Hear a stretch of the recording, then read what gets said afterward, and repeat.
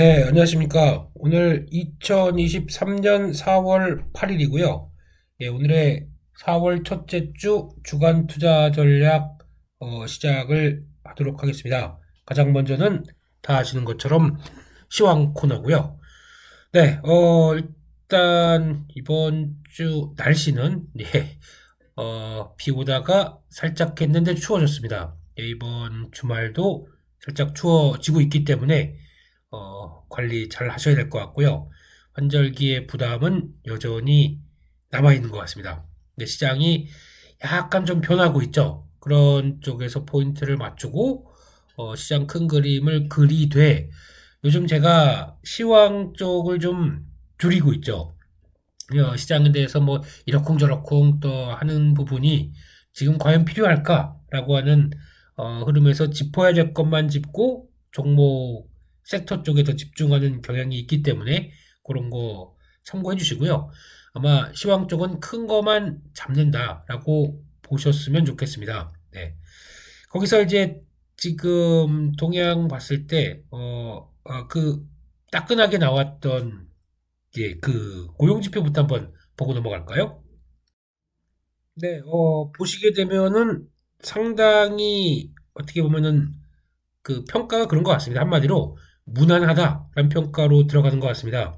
특히 지금 상황에서 한번 고민은 좀 했었을 수도 있나 싶긴 하지만 일단 실업률 3.5입니다. 3.6 대비해서 살짝 떨어졌네요. 예, 그래서 뭐 그렇게 대량해고가 많다라고 했던 부분들이 아마 이제 서서히 변화가 나오고 있는 부분인 것 같고요. 그래서 물론 이제 실업률은 이전보다는 살짝 좋아졌죠. 이 나오고 있는 부분들이 이제 실업률을 그래도 아직까지는 유지는 하고 있는데 이게 이제 어 앞으로의 변화를 어떻게 이끌지 이게 이제 제일 중요한 흐름이라고 봐야 될 것 같고요. 게다가 또 민간 비농업 부분, 그러니까 즉 비농업 쪽에서 고용 변화 일어나는 것들 한때 26만에서 21만에서 21만을 예상으로 봤는데 18만 9천, 20만 건 이하로 내려갑니다. 그만큼 생각보다 이 대량해고 이후에 또 취업하는 과정 쪽에서 나오는 부분들이 아직까지는 취업자 수가 생각보다 그렇게 강하지는 않구나라는 것들의 변화 같고요. 이거 떨어지는 건 좋습니다. 4.6에서 4.2 물가 상승률 쪽엔 부담이 덜한 것 같고 뭐 이건 경제활동 참가율은 그런 상황들이고 평균 시간당 임금도 비슷하고 그러니까 즉 결론적으로는 어, 연준이 어떻게 보면 기대했던 효과가 서서히 나오고 있다라고 봐야 되는데, 이게 되게 어려운 거죠, 이게. 고용이 그 위축이 되기 시작하면서 경기까지는 어느 정도 좀 잡아주고 어떤 소프트 랜딩적인 변화가 나오기를 기대하는 이런 상황들. 이거 다 어려워요. 예, 그러면 아주 운전을 잘해서 이렇게 만들어 놓고 그다음에 아무 이상 없이 주가가 끌어올리는 이런 현상들. 이거 어려울 것 같습니다. 근데 그 미국이 만만치 않은 도전에 들어왔는데, 이랬을 때, 지난번에도 한번 그런 얘기 드렸지만, 주식시장은 경기가 완전히 부진하다라는 거를 어느 정도 인지하고 먼저 반응하기 시작하는 특징이 있죠. 그리고 거기다 대한민국 증시는 조금 더 그런 경향이 있습니다. 왜냐면은, 어, 저희 한국 증시는 그렇거든요. 시클리컬 여기다 말고 다른 데다 쓸게요. 네, 시클리컬이다 보니까 가장 와 실적 좋고 수출 사상 최대 이럴 때는 벌써부터 빠지고 있고 이렇게 내려가고 있고 와 여기서 뭐 삼성전자 실적 발표 보셔도 아시다시피 망할 것처럼 만들어 놓으면은 그때부터 벌써 여기 와 있고 이거 뭐 거의 완전히 청개구리 투자가 돼야 돼요. 그러지 않는 이상은 대한민국 증시에서 살아날 수가 없습니다. 이런 변화가 눈에 띄고 있기 때문에 어떻게 어, 어떻게 하겠습니까? 저희가 투자하는 대상이 약간 변태적이고 먼저 움직이려고 하는 이런 시장이란 거 다시 한번 생각하고 기억해야 될 것 같고요. 그럼 지표들 하나하나 보면서 저희가 하는 또 진도를 그대로 나가보도록 하겠습니다. 지금 보이시는 게 달러 인덱스입니다. 달러화죠. 달러화를 보면서 어떤 느낌이 드느냐라고 하게 되면 약간 이제 그런 변화라고 해야 될까요? 어느 정도 달러 약세는 이제 진행이 되고 있고, 지난번에 104, 105대를 넘기지 못하는 상황이 나오다 보니까 여기서 딱 만들고 박스권, 예, 박스권의 단기 정점 이런 상황들이고, 지금은 딱 요 자리, 아직 지난번에 101대 부근에서 버티고 있는 자리. 그러면 크게 보겠습니다. 105에서 101 이 사이에서 지금 달러는 움직이고 있습니다.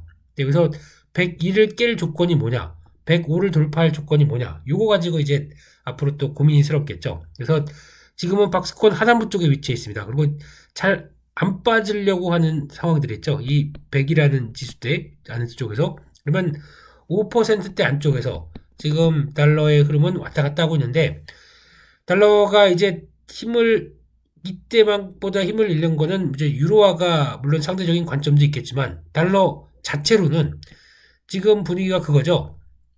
여기서 아마 제가 보기에는 쉽게는 못 깰 것 같아요. 못 깨는데 이탈된다 그러면은 한 단계 레벨 다운이 나오겠죠. 근데 달러의 지금 시각은 미국의 경기 별로 아니고, 거기다가 또 경기에다가 또 하나 붙일 수 있는 게 앞으로 미국의 연준 이제 거의 금리 인상 끝났어, 앞으로 금리 인하할 거야 라고 하다 보니까 달러의 강한 변화를 끌어내리는 대표적인 흐름이라고 봐야 되겠죠. 그래서 이 변화가 상대적으로 이번에 EU를 보게 되면은 PMI 지수가 거의 53.7인가 이 정도 나올 정도로 상당히 강합니다.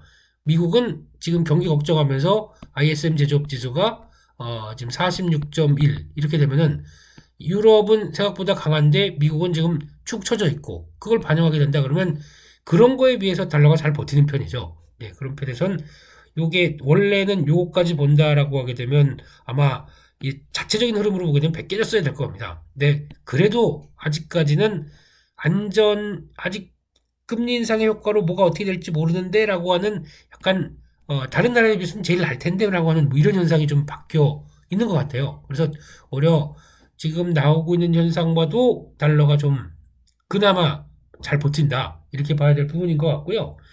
게다가 또 이렇게 됐을 때 이제 100대가 아까 말씀드린 이런 라인들은 제일 중요하거든요. 이거는 이제 앞으로 계속 체크를 해야 될 중요한 박스권의 하나라고 봐야 될 것 같고요.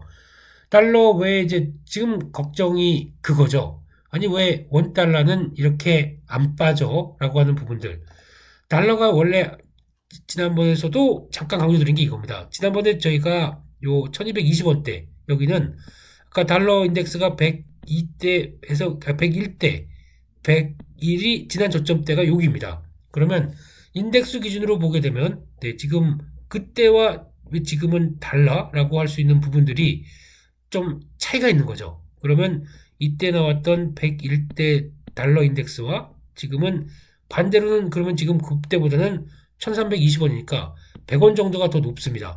그러면 7% 정도가 더 높은 이 이유가 아무래도 지난번과 다른 여러 가지 환경들이 반영되고 있구나라고 봐야 되겠죠. 그래서 이런 쪽만 보게 되면은 아무래도 원화 자체에 대한 모멘텀이 아직까지는, 원래 지금 여기 밑으로 내려왔었어야 될 것 같아요. 예, 적어도 1250원 정도 와 있어야 되는데, 아직 국내 체력들이 이걸 받치지 못한다라는 부분들이 나와 있고요. 그래서 지금 요 단계 1320원대 요 라인이 올라가서 안착 잡기 시작한다라고 하게 되면, 이거는 의외로 또 원화 약세 요인들을 키우는 패턴들이죠. 그래서 여기는 지금 당장은 아마 맞을 것 같습니다. 갔다가 또 내릴 것 같습니다. 그래서 달러화와 다르게 한국 원화는 생각보다 좀 약합니다. 그래서 다시 한번 말씀드리면 요 단계 쪽에서 지금 1300원대 밑으로 웬만하면 또 잘 안 밀려요. 그러니까 지금은 아직은 좀 작은 변화에 있는 것 같습니다. 1300원, 1320원 여기서 갈림길에서 어떤 변화가 나오는지 이거 좀 체크를 해야 될 걸로 보여지고 있고요. 그렇게 되면은 1300원대와 1320원대에서 어떻게 모멘텀을 가르면서 움직일지 이것도 한번 대응을 체크를 해야 될 부분으로 보고 있기 때문에 뭐 그거 한번 더 봐야 되겠죠. 그래서 아직 원달러 환율에서 변화들은 기대하고 있는 게 그렇게 생각보다 달러의 약세보다 좀 그대로 반영되지 않는다 이렇게 봐야 될 것 같고요. 그밖에 마지막으로 또 비트코인 요즘에 강하죠. 예, 엄청 셉니다. 달러가 약세다. 차라리 그러면 비트코인의 움직임만큼의 변화도 안 나오고 있어요. 그러니까 그만큼 비트코인만도 못해? 뭐 이런 소리로 나오겠죠. 그래서 뭐 비트코인이 좀 부정적인 대상은 아니지만요. 네, 그래서 지금 상황을 보게 되면 지난번에 아깝다고 하고 지금 큰 흐름은 가다가 이렇게 돼 있어요. 그러면 여기 28,000대, 29,000대 여기가 돌파가 안착 못하게 되면 이렇게 소멸이 될 가능성이 높죠. 근데 거기다 이제 이것도 똑같은 것 같아요. 달러가 앞으로 어떻게 가느냐에 따라서 바뀔 거거든요. 그러니까 달러가 한 단계 한번 101대가 깨고 내려온다. 그러면은 이거는 아마 이제 3만 달러대로 진입을 시도할 겁니다. 근데 이게 101대가 되지 않고 이 정도 상태다. 그러면 여기 박스권 아마 강하긴 강한데 이게 그대로 유지될지 모르겠지만 한 26,000달러대, 27,000달러대 여기까지는 봐야 될 것 같아요. 이것도 아직까지는 눈치 보기 박스권 29,000에서 2만 한 7천 정도, 40%대 정도 되겠네요. 여기서 왔다 갔다 하는 사이. 왜 비트코인을 중요하게 보냐면은 사람들 관심이 예전처럼 안전자산으로 하는 쪽의 매개체가 금이나 디지털 금이라고 불리는 비트코인으로도 가능까란 쪽에 초원을 맞추는 거죠. 근데 제가 보기엔 갈 가능성이 높다고 보여지고 있고. 그래서 비트코인을 움직이는 대표적인 게 달러다. 예, 이거 달러와의 역방향으로 움직인다라는 쪽과 또 하나는 이제 달러 금리에 따라서도 변화가 나오겠죠. 유동성을 공급하는 하나의 변화를 본다라고 하게 되면 금리가 더 이상 그렇게 급하게 올리고 멈췄다. 그랬었을 때 이 비트코인도 약간 올릴 기미가 나오고 거기다가 유동성을 다시 공급한다. 물론 시장이 어떻게 될지 모르겠습니다만 시장이 앞서갈 수 있는 것도 있고 아닐 수도 있겠지만 금리를 내린다. 올해 세 차례 네 차례 내린 점에서요. 네, 그럴 거면 왜 올려? 뭐 이런 얘기도 나오지만, 네, 근데 물가가 아직 이제 본격적으로 떨어지는 신호 나오게 되면 금리 인하를 할 때가 거의 11월, 12월 때는 벌써 들어간다라고 하는데 그 이상으로도 먼저 들어가야 되다 보니까 약간 어불성설이죠. 그러니까 지금 여름 이후까지 가야 이제 물가가 의미 있는 자리까지 들어올 텐데, 근데 올해 4번 금리 인하하게 되면 하반기에는 계속 인하만 할까요? 네, 그래서 시장이 이렇게 완전히 또 스마트하지도 않은 것 같아요. 네, 그래서 그런 쪽까지 반영하고 있다라고 하게 되면 달러가 약해지고 금리도 떨어졌을 때 나오는 변화. 그러면 제가 비트코인도 관심 대상은 있어요. 그래서 요 박스권에서 어느 정도 마무리되고는 제가 또 사자 뭐 이런 거 가지야 이런 걸 외칠 수도 있다는 거 한번 또 보시고 뭐 저 하게 되면 저도 들어가니까요. 근데 그런 큰 그림에 또 요즘 보니까 또 이더리움이 세더라고요. 네, 그건 뭐 돈 내려가겠습니다. 거의 비슷한 쪽으로 바라봐야 될 것 같고요. 그와 함께 또 금리 수준도 잠깐 보게 되면 10년물이 의외로 약합니다. 지금 10년물짜리, 뭐 2년물도 더 빨리 흔들렸지만 10년물이 지금 자리에서 한번 피크를 쳤다고 그럴 때일까요? 예. 거의 10년물 자체도 고점이 이렇게 쓱, 낮은 상황 쪽에서 지금 변화는 그래서 또 이번에는 3.3대가 이탈하나 마나 그랬더니 올라오네요. 예, 지금 상황으로는 3.4, 3.5까지 돌아오는 것 같습니다. 그래서 지금 10년물 자체를 바라볼 때, 그러니까 이게 지난번에 말씀드렸듯이 이거 이상으로 깨지는 거 별로 안 좋아요. 예, 다들 금리가 하향 안정화 돼야 된다라고 하는데 유가랑 똑같습니다. 금리도. 예, 어떻게 보면 기준 레벨 밑으로 하락하는 거를 시장이 와 금리가 떨어져서 좋아 빅테크 가자 이게 아니고요. 뭐 지금 이 상태에서 기준금리가 5%가 들어가 있는 상황에서 지금 10년물 앞으로 10년 뒤에를 예측하는 10년 뒤에 금리는 여기까지 갈 거야 라고 하는 게 만약에 3%가 깨져보세요. 이거를 지금 이 3.5 정도에 있다가 급격하게 3%가 깨진다 그러면은 한 10년 뒤, 그러니까 앞으로는 뭐 제일 좋은 게 뭐 2년 정도까지도 좋겠습니다만 금리가 얼마나 안 좋으면은 그러니까 경기가 얼마나 안 좋으면은 금리를 계속 떨어뜨리겠어.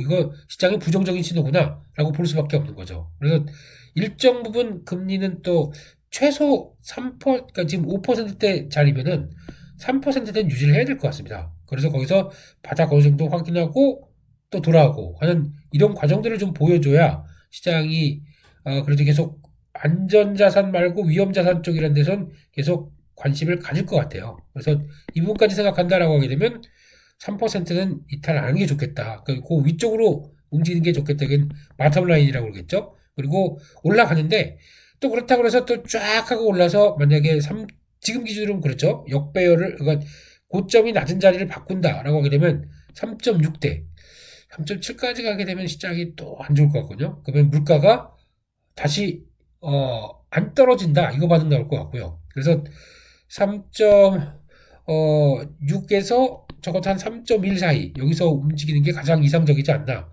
거기서 왔다 갔다 하는 정도에서 주식, 그러니까 요 정도 부분 들어올 때는 그래도 그나마 미국의 기술주, 빅테크 쪽으로 강하고, 이 정도쯤 들어올 때는 약간 다우 계열 쪽이 좀 강하고, 그런 상황들이 있겠죠. 근데, 그래도, 예, 요 왔다 갔다 하면서 균형 잡히면서 시장이 움직이는 게 제일 좋지 않나, 예, 라고 보고 있습니다. 그래서 항상 너무 좋아도 문제, 안 좋아도 문제, 그냥 그 정도에서 안정적으로 가는 게 가장 좋은 게 주식시장 같습니다. 네. 지표들은요. 네, 그렇게 모아야 될 것 같고, 또 하나, 금입니다. 금은 이제 드디어 2,000달러를 안착했습니다. 2,000달러 안착하고 변화가 들어오는데, 그래서 좀, 그렇다고 쭉쭉 가기에는, 요즘 보니까 또, 중국이 중국스러운 짓을 하고 있죠. 예. 달러 팔고, 금 사고, 그 금을 매량이 상당 부분 늘었다 얘기 나오고 있고, 러시아도 마찬가지입니다. 지금, 중국과 러시아 같은 경우는 달러를 통해서 뭐 결제하겠다라고 하는 의도가 별로 없는 상황들이죠. 그게 아니라 우리끼리 뭘 만들어 보겠다라고 하는, 반미, 반미? 예. 반주도적인 흐름들과 반대쪽으로 가고 있는 대표적인 국가적이기 때문에 그러면 달러에 대한 신뢰 안 믿겠다. 그러면 차라리 금으로 그를 어느 정도 확보하겠다라는 자원이 나오다 보니까 중국, 러시아 모두 금 매수자가 높고 다른 여타 중앙은행들도 금의 매수에 대해서 조금씩 더 확대가 되고 있다고 하더라고요. 그러니까 이런 불확실한 시대에 항상 또 살아남는 건 뭐 금 뭐 이런 식으로 나오는데 모르겠습니다. 이게 지금 이제 달러의 변화나 여러 가지까지 같이 가세된 것 같긴 한데 아무래도 지금 시장에서 바라보는 거는 경기 관련된 쪽 아니면 뭐 좀 불안 요인들이 많다 보니까 계속 약간 선호가 되는 현상이라고 봐야 될 것 같아요. 근데 일단 다 떠나서 2,000달러 유지하는지 여기가 제일 관건이겠죠. 이거 보고 봐야 될 것 같고요. 구리는 예, 참 쓸 일이 많다고 하는데 아직은 4달러대에서 왔다 갔다 합니다. 그래서 자리 못 잡고 있고요. 근데 수요는 많이 늘을 것 같긴 해요. 대표적인 수요가 전기차 쪽에서 지금보다 뭐 10배 뭐 이런 식으로 나오기, 그러니까 들어가는 양도 높다 보니까 이게 본격적으로 나오게 되면, 그러니까 몇 가지 써보게 되면 전기차, 두 번째 친환경 에너지 쪽으로 만들게 되면은 그거 다 뭘로 끌어옵니까? 전선이겠죠? 그러면 전선 더 많이 들어가고 변압기, 뭐 전력기기 이런 쪽에서 모두 다 영향을 끼치겠죠? 그러면 여기서 들어가는 것도 과거보다는 더 많이 나올 거고 그를 통해서 또 인프라도 같이 더 늘어날 거고 하다 보니까 이 모든 게 연관을 다 시켜서 수요로 이끌을 것이다.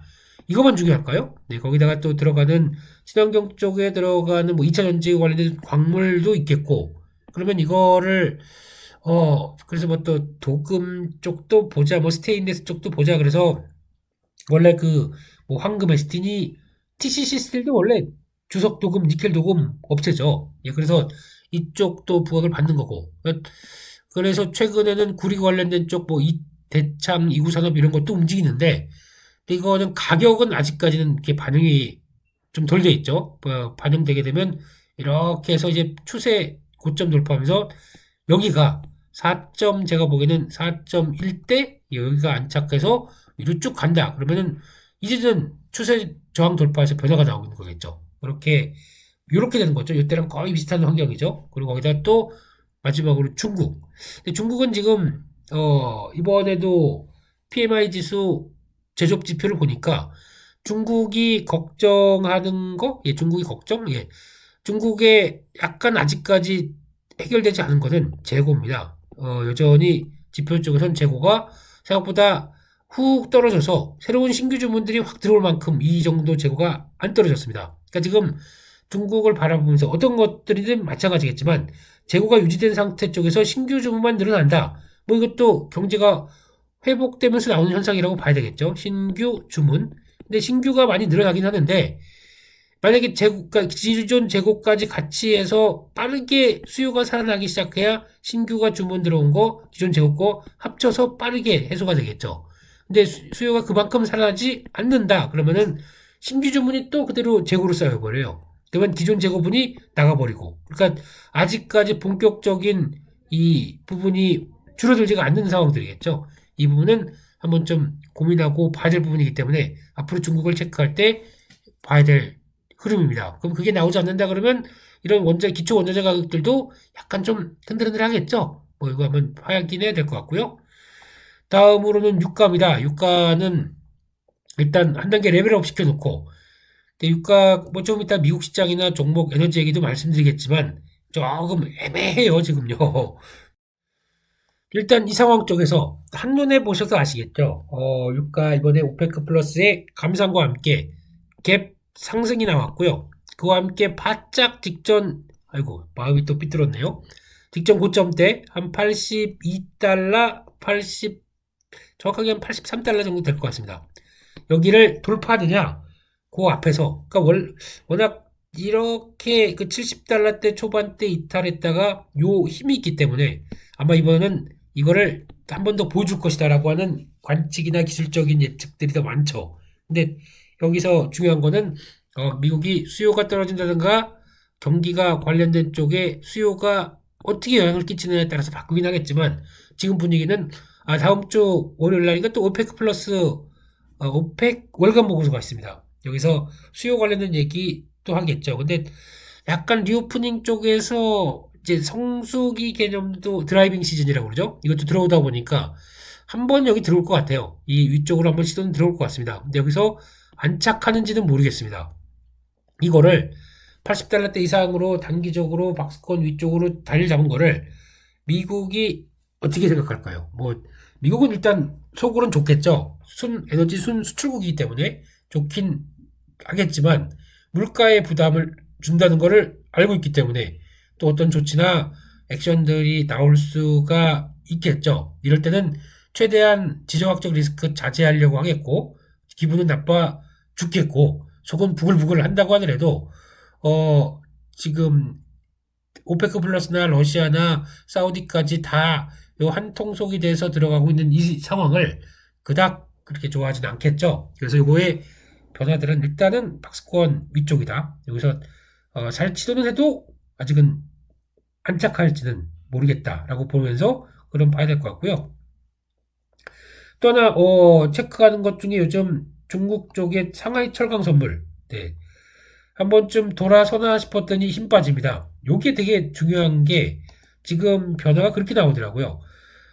이게 했다가 지난번에 여기까지 나왔었죠. 그래서 좀 턴하는 모습들이 확인돼줘야 경기 민감주에 변화가 들어오는데 지금 좀 들어올까 싶었는데 꺾입니다. 그러면 요게 아직 경기 민감주가 돌아갈 수 있는 상황들이 아까 구리 가격이나 또 철강을 통해서 지금 엿보는 상황이라고 보게 되면 또 하나 보는 게 BDI 지수죠. BDI 지수도 연결돼서 보게 되면은 아직 지금 경기에 관련된 쪽에 바싹 들어올 수 있을 만한 변화가 아직은 안 들어옵니다. 그게 지표로 확인되고 있고요.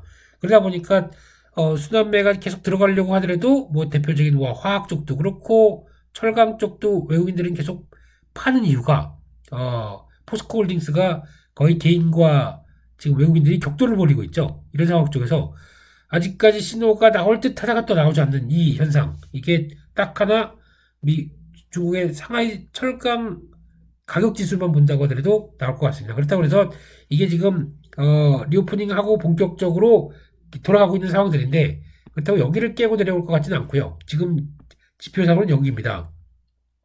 그렇게 비싸지 않은 상황들이죠. 거기서 막 돌아가려고 노력하고 있는 상황들이고요. 근데 여기서 아직은 그렇게 만만치 않다라는 거에 대한 변화를 보여주는데 이게 만약에 저점 깨져갖고 또 이렇게 좀 힘없이 내려간다. 그러면 중국에 대한 기대감이 전혀 없어지는 걸로 봐야 될 것 같고요.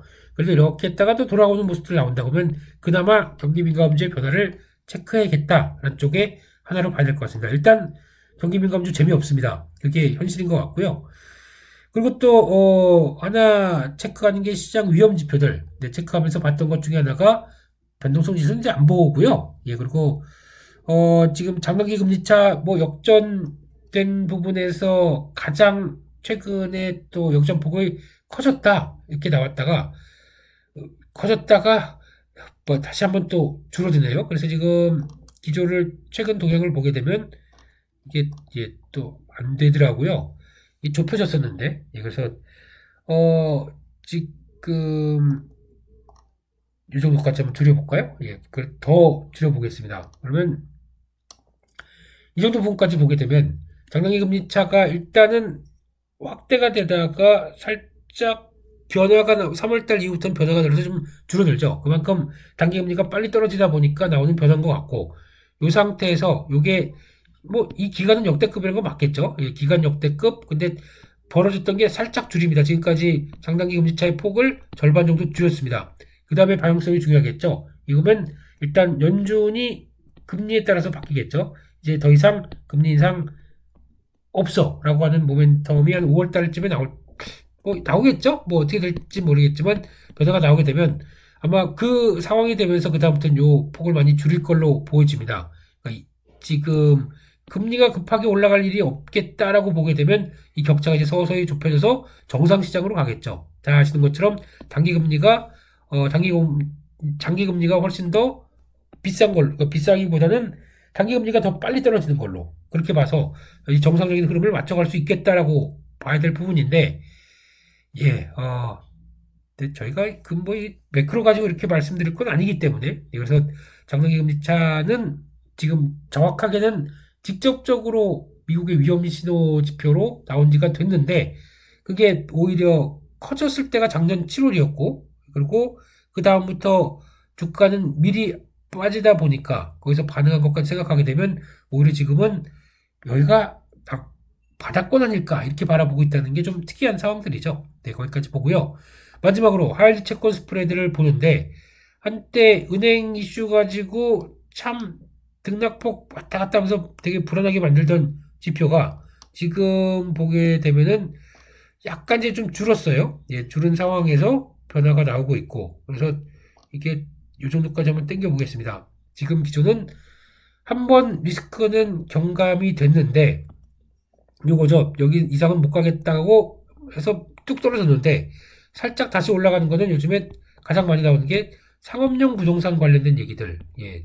이거 관련된 쪽에서 이것도 또 다른 뇌관이다 어쩌고 저쩌고 나오다 보니까 상업용 부동산과 관련된 노출된 또 은행 쪽에 뭐 얘기가 있는 거 아니냐 뭐 이런 쪽으로 나오고 있고 또는 이거 혹시 상업용 부동산도 예전에 과거에 모기지론 때문에 고생을 많이 했는데 이거를 비슷한 상업용 부동산 쪽에 뭐 CBS 뭐 커머셜 뱅뭐 커머셜 뭐 어쩌고저쩌고 뭐 이런 얘기도 나오고 있는데 이게 또 연결되게 되면 이것도 레버리지 쓴 게 얼만큼이야 라고 또 시장이 괜히 떨굴 수 있겠죠. 이런 얘기도 좀 들리고 있습니다. 그래서 이게 하나의 연관 은행에서 한번 우르르 무너지는 걸 당했다 보니까 근데 당했는데 무너지려고 하는데 연준하고 미국 행정부에서 빨리 다가와서 딱 세워버립니다. 노노노노노 안돼 무너지지 마 이러면서 이런 게 나오다 보니까 이번에도 만약에 이런 얘기가 나와서 뭔가 영향권이 들어와서 상업용 부동산의 여파는 또 결국은 은행으로 돌아가긴 하겠지만 이거 얘기가 나오기 시작했을 때 이거는 좀 다른 게 이게 지금 걸렸을까봐 이게 제일 걱정이에요. 지난번에는 모기지 쪽은 있다고 하더라도 이 레버리지가 확인이 레버리지는 솔직히 어떻게 연관됐을지가 모르거든요. 이게 지금 가장 걱정하는 것 중에 하나죠. 거기다 상업용이면은 또 예전에는 주거용 쪽의 모기지였으니까 좀 다른 문제긴 한데 이거에 대해서 이제 고민이 많다는 거. 네, 이거만 크게 터지지만 않게 되면 또 무난하게 넘어갈 텐데 항상 근데 또 저희가 거기서 뭐 나올 것 같아 라고 하면 안 나옵니다. 네, 그렇기 때문에 미리 지레 지급하는 걸 수도 있겠죠. 그래서 그런 거는 아 그렇구나 생각을 하고 봐야 될 걸로 보여지고 있습니다.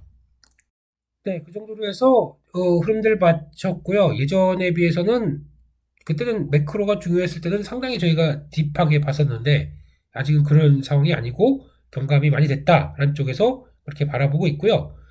그러면 이제 또 하나씩 또 정리를 해보게 되면 이제 또 주요 지표들 정리를 했고 그 다음에 글로벌 증시 기술적인 상황을 보게 되면 일단 다우 지수 그러니까 한번 흐름 볼까요? 다우는 좀 늦고 이번에 나스닥이 S&P 500은 중간쯤. 네, 항상 S&P 500이 중간이에요. 나스닥이 조금 약간 더 빨리. 근데 반대로 보게 되면 다우가 좀 많이 안 빠진 거죠. 지금 결론적으로는. 그러니까 나스닥이 더 많이 빠졌다가 움직이는 자리. 그래서 나스닥을 보는데 보니까 요즘에 대만도 잘 버티고 있어요. 그러니까 대만 같은 경우, 그러니까 많이 비교를 하는 게 IT 쪽이다 보니까 그렇죠. 지금 자리가 55일선 저희 검은색 위쪽에서 약간 턴하고 있는 자리. 한국은 코스피 주봉은 아직 이 자리. 하락률로 보게 되면 그러니까 대만이 한번 이렇게 출렁임이 더 있었다라고 볼 수 있는데 저희는 여기 지켰던 자리가 저점이 한 번, 두 번, 세 번째 만들고 네 번째. 이제 대만은 한 번, 두 번, 세 번 만에 턴.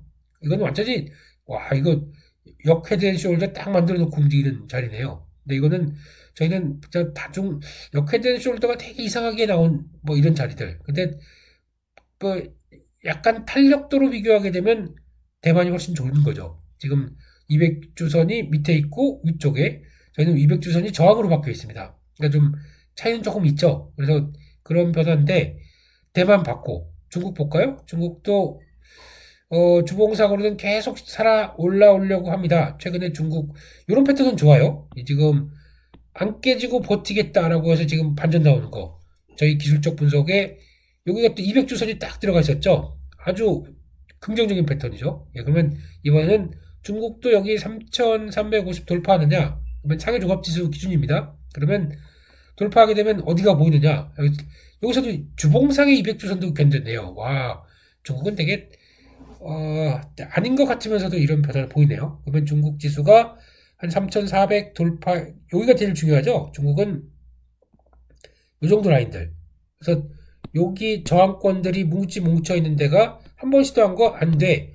두 번은 이번에 들어오게 되면 3,400 시도가 들어오겠네요. 그러면 여기서 안착한다 그러면은 아유 중국의 저희가 알고 있는 리오프닝 뒤에 서서히 경제 회복이 들어오는 단계를 얘기를 할 텐데 아까 보는 상품 선물 쪽은 아직 좀 멀었고 주가가 먼저 반응한다는 측면 쪽에서 들어올지 여기 이제 중국 쪽은 관건이라고 봐야 될 것 같고요.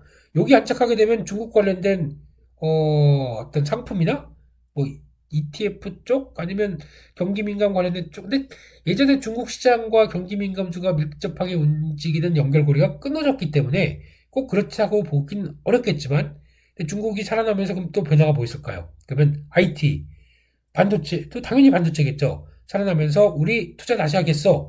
이런 쪽으로 나오게 되면 그쪽도 영향이 나올 수밖에 없겠죠. 네. 그런 거 보면서 대응을 해야 될 것 같고요. 그리고 나스닥은 지금 자리가 미국 쪽은 주봉으로 보게 되면 참 어떻게 말씀드릴까 고생 많이 했다 이런 패턴이죠.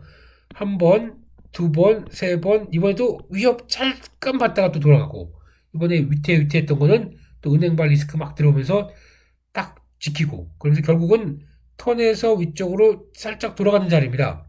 주봉으로 보게 되면 이게 다중 패턴이 이렇게 만들어지는 아주 좋은 상황이죠. 근데 이게 만들어 놓고 여기서 왔다 갔다 할 수는 있겠죠. 그런데 아직까지는 직전 고점만 여기만 안착해라. 그러면 여기까지 가줄게 하는 변화죠. 그 자리가 미국은 좀 더 많이 벌어져 있는 것 같아요. 여기서부터 들어가겠네요. 12,500부터 13,000 사이. 그러니까 즉 요 라인들, 그러니까 여기죠. 여기 저항권, 직전 고점의 저항권, 여기. 그러면 미국은 앞으로 고민해야 될 게 12,500에서, 예, 12,500 정도가 가장 중요한 사이고, 13,000을 바로 들어가는 건 좀 지금 분위기에서 아니지 않을까. 네, 이거는 뭐 연준의 금리가 어떻게 변하는 게 확인이 돼야 그 다음에 나올 것 같아요. 그렇기 때문에 12,500 여기서 이제 직전 고점대를 변화를 어떻게 줄 것이냐 이게 가장 핵심이라고 봐야 될 것 같습니다. 그러면 한국은 어떻게 될 것이냐? 한국은 참 어렵게 들어온 거, 이제 200주 선이 지금 보니까, 2479, 2480이죠. 네, 거기서 살짝 벗어나려고 시도를 합니다. 그러면 한국도 마찬가지로 거래 살아주고, 거기다가 지난 고점 때 약간 2580주 정도까지 요 라인 정도. 그래서 2500 안착은 일단 반도체와 함께, 그리고 2600 시도는 과연 누구 할게, 뭐 이런 분위기죠. 그래서 요 흐름들 따라가면서 변화를 보고 있다라는 쪽에서 1500은 이제 진입 시도할 것 같습니다. 이 정도면 충분히 들어갈 것 같고, 그 다음에 참 서름의 2500이죠. 한 번, 두 번, 세 번, 뭐, 네 번, 예. 매우 어렵게 만들었던 이 마이지수 대가 이제 들어오기 시작합니다. 어떤 힘에 따라서, 예. 이때 주소는 반도체죠, 지금은요. 그렇기 때문에, 제가 계속 이번, 반도체 강조드렸던 이유가, 이쪽은 쉽게 팔면 안 된다, 아니면 또 이번에는 돌아갈 때, 추측을 하자란 쪽으로 또 말씀드리면서, 오늘도 이따가 두 번째 시간에 또 반도체에 대해서 다시 제 포트 재정립을 하겠죠. 네, 그거 한번 보시고, 따르고 참고를 해주셨으면, 뭐, 따르는 게, 예, 저희 뭐 다 성인들인데요, 뭐, 예.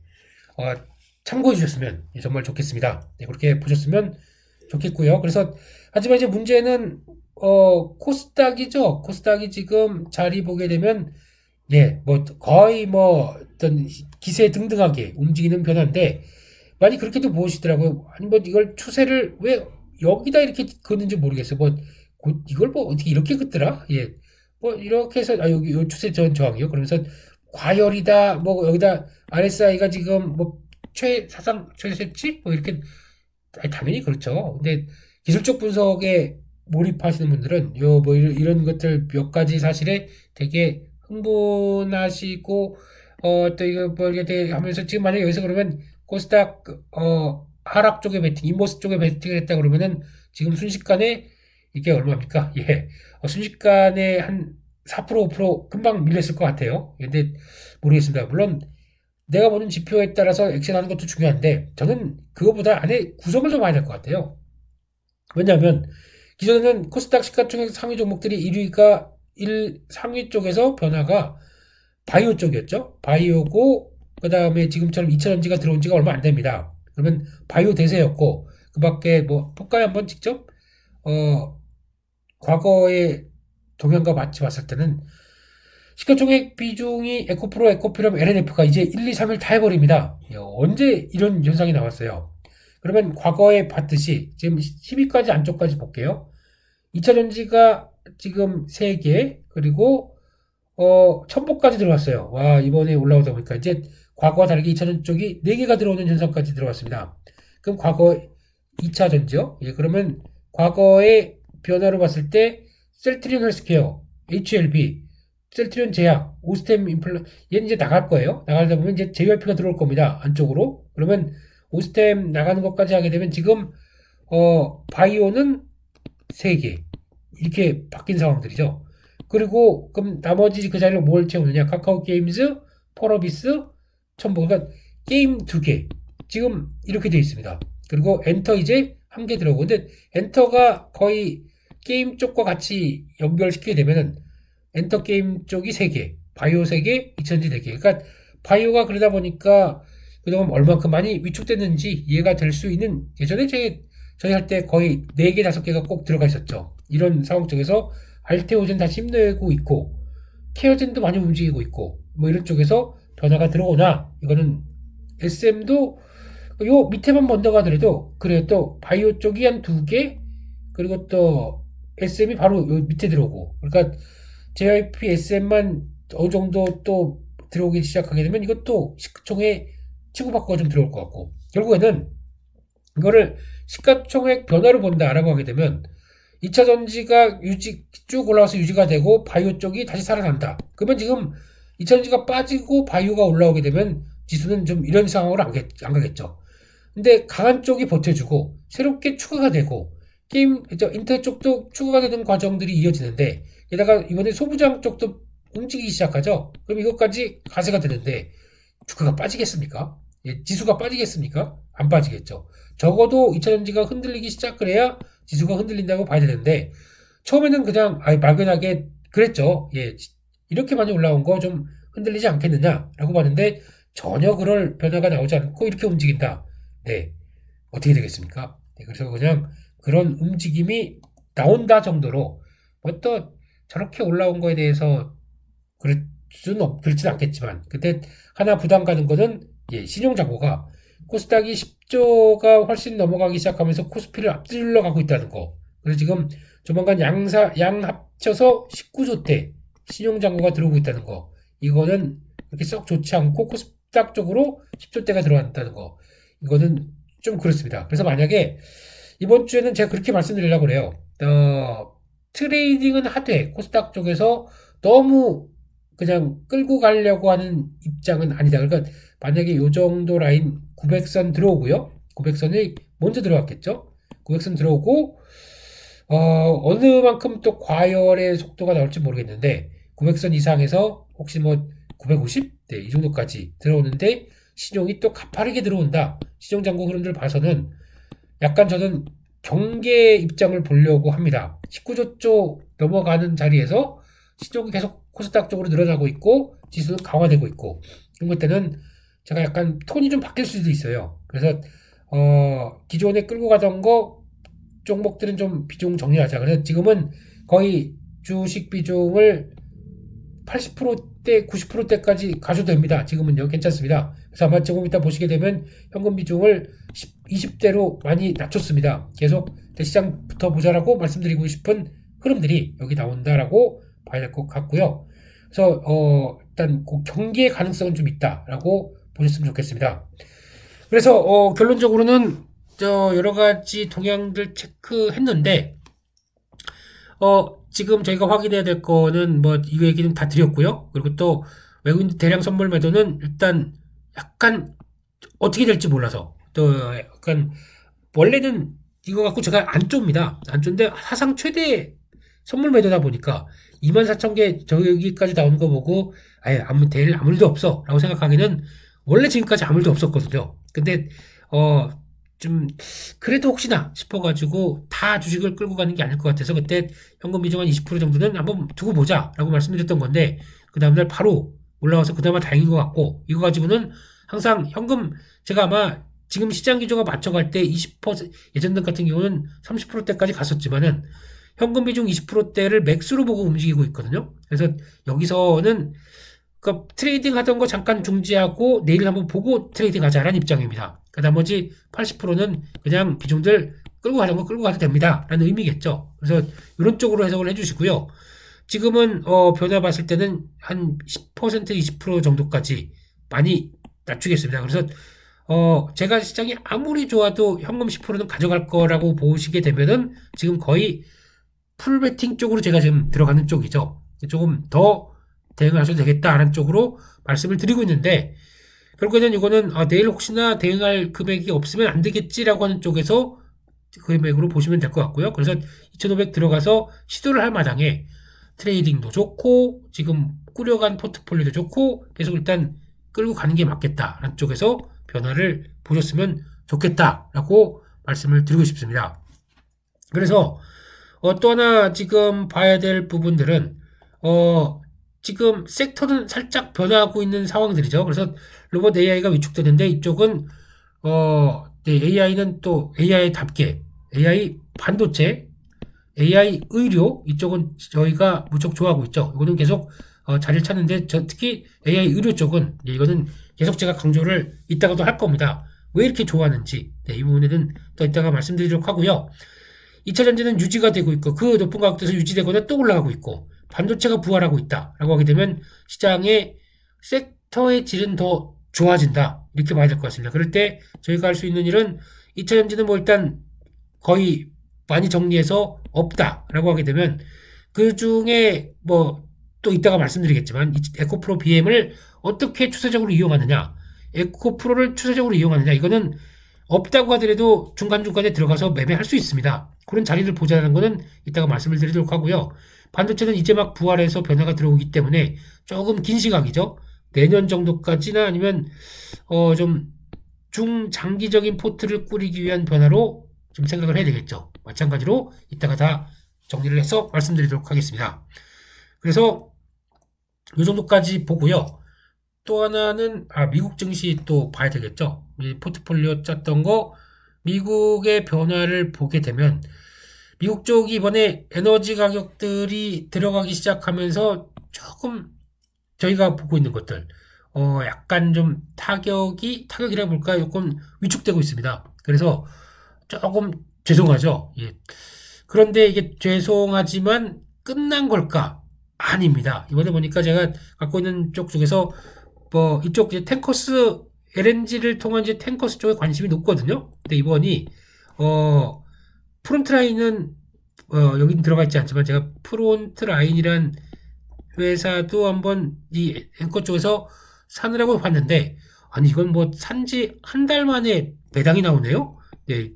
그것도 배당이 갖고 있던 거 100달러대다 보니 100달러대다 보니까 꽤 뭐 배당 많이 주는데? 라고 나오더라고요. 그래서 이거는 뭐 비정기적인 배당 같아요. 그런가? 네, 하여튼 계획 안 했는데 누가 100달러를 주니까 기분이 얼마나 네, 뭐 그 정도는 아니고요. 공돈 있어봐야 기분 좋은 거 별로 그런 거 아니고요. 배당 잘 주는구나. 이렇게 보는데 중요한 거는 이제 패턴만 보겠습니다. 왜 유가가 올라가다 보니까 유가가 올라가서 LNG의 변화가 나올 텐데 LNG는 아직까지는 전혀 변화가 없습니다. 그러다 보니까 유가 올라간 부분에 따라서 특히 탱커니까 이거 연료를 뭘로 하겠습니까? 유가가 올라간 부분을 반영해서 그대로 영향을 끼치겠죠. 그래서 운송수단 쪽은 약간 좀 이번에 유가 올라간 거로 인해서 좀 타격받고 거기다가 아직 뚜렷도 약간 비수기로 들어가는 입장이 나오다 보니까 거기서도 영향을 받고 그래서 주가가 한번 이런 식으로 좀 정체가 되고 있습니다. 근데 그럼에도 불구하고 자리가 어딥니까? 스콜피오 같은 경우는 55일선 위치하고 있고 유로나브는 살짝 밀려서 왔다 갔다 하지만 거의 55일선에서 자리 잡으려고 하고 있고 크게 이탈 안 되게 되면 계속 봐야 되겠죠. TK가 조금 좀 그나마 좀 기대했었다가 한번 쫙 맞더라고요. 아이고 좀 조금 타격이 있지만 왔다 갔다 해서 55일선에서 자리 만드는 과정이고 네, 노블 같은 경우는 또 여기서 아직 모르겠습니다. 이게 이탈했다고 보기 힘든 과정이고 트랜스오션 네, 한번 쫙 움직이더니 또 55일선 안쪽으로 들어가고 있고 이거 근데 동향을 보게 되면 지금 오시아니링이 좀 약합니다. 이거는 그나마 좀 약한데 그래도 크게 밀린 것 같지 않고 이 종목들의 특징 대부분 보시면 아시겠지만 55일선에서 뭔가 고민을 많이 하고 있는 자리 그렇다고 크게 밀릴 것 같지도 않은 분위기 이런 쪽에서 거기다가 이제 요즘에 러셀 2000 지수가 또 막 흔들리다 보니까 지금 거기서 나오는 약간 위축된 모습들 이것도 지금 보이고 있는 거죠. 그런 거 이거까지는 볼까요? 메타넥스 이것도 이제 국제회사기구 쪽에서 만약에 원유를 그러니까 국제회사기구 쪽에서 친환경 쪽으로 선박을 강화를 시키는 규정들 IMO에서 나오기 시작하게 되면 거기서 나오는 메탄올 이게 메타넥스입니다. 수임이 어떻게 될까요? 이게 지금 저희가 봐야 될 부분들이죠. 그것 때문에 한번 이게 쭉 올랐다가 메탄올 가격들도 좀 정체받고 그런데 요즘에 최근에 다시 움직이는데 이것도 왜 여기서 있다가 이렇게 될까요? 예, 근데 뭐 아마 수임은 계속 늘어나고 있습니다. 메탄올이 지금 이산화탄소가 전혀 없다고 하는 변화가 나오다 보니까 이걸 활용한 여러 가지 전략적인 에너지 변화가 많이 나오고 그걸 중점적으로 해서 이야기하는 메타넥스는 지금 최근에는 쭉 올라다가 지금 한 단계 레벨 다운. 그럼 이거를 주봉으로 볼까요?